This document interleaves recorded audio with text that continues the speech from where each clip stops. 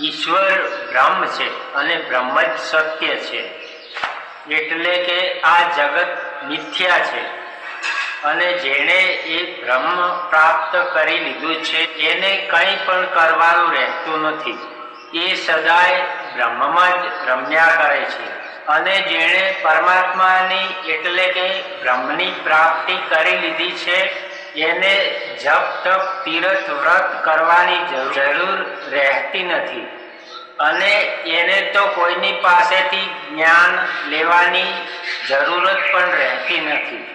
એ સદાય એકાંતમાં જ રહે છે અને એ સંસારમાં રહેવા છતાં પણ સંસારથી અલગ જ હોય છે. એને વધુ પડતું બોલવું ગમતું નથી, એટલે કે એને આ સંસાર સપના જેવો લાગે છે. જેમ મનુષ્ય સપનામાં ઘણું બધું જુએ છે પણ આંખ ખુલ્યા પછી એમાંનું કશું જ હોતું નથી, એ જ રીતે બ્રહ્મની પ્રાપ્તિ થયા પછી આ સંસારમાં કંઈ જ નથી અને અંતિમ સત્ય તો બ્રહ્મ જ છે.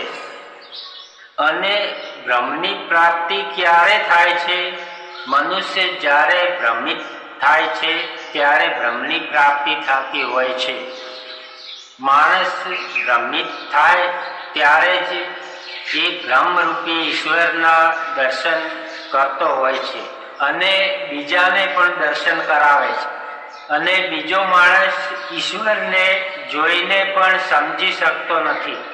મનુષ્યના જીવનમાં મેઇન ભૂમિકા મનની હોય છે. મન ભ્રમિત થાય ત્યારે જ બ્રહ્મની પ્રાપ્તિ થાય છે. મન ચાહે તો સ્વર્ગમાં પણ લઈ જાય અને મન ચાહે તો નરકમાં પણ લઈ જાય છે. અને ભક્તિ પણ મન પલટાય ત્યારે જ પ્રગટ થાય છે. અને આ બ્રહ્મરૂપી પરમાત્માનું કઈ નામ રૂપ કે આકાર હોતો નથી. એ નિર્ગુણ નિરાકાર હોય છે અને એટલે જ તો એને બ્રહ્મ કહેવામાં આવે છે. દાખલા તરીકે તમારા ઘરમાં વિદ્યુત પંખો ચાલી રહ્યો છે. એ પંખો ફરે છે પણ એને ફેરવવા વાળી શક્તિ એટલે કે એ જે ફેરવવા વાળી ઉર્જા છે એ તમને દેખાતી નથી.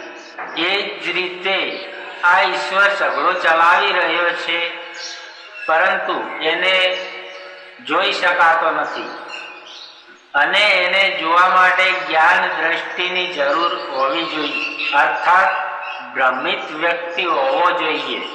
એને આ બ્રહ્મરૂપ પરમાત્માના દર્શન થાય છે.